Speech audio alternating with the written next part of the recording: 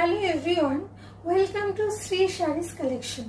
আজকে কিছু pure cotton hand batik sari দেখাবো।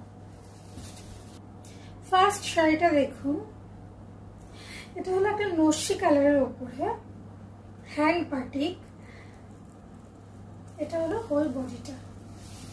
আঁচল পোর্শনটা দেখুন, এটা হলো আঁচল। Price only 750। এটা হলো সেকেন্ড শাড়িটা। সেকেন্ড শাড়িটা দেখুন, এটা হলো হোল বডি। এটা একটা ডিপ ব্রাউন কালারের উপরে। এটা হলো হোল বডিটা। আঁচল পোর্শনটা দেখুন, এটা হলো আঁচল।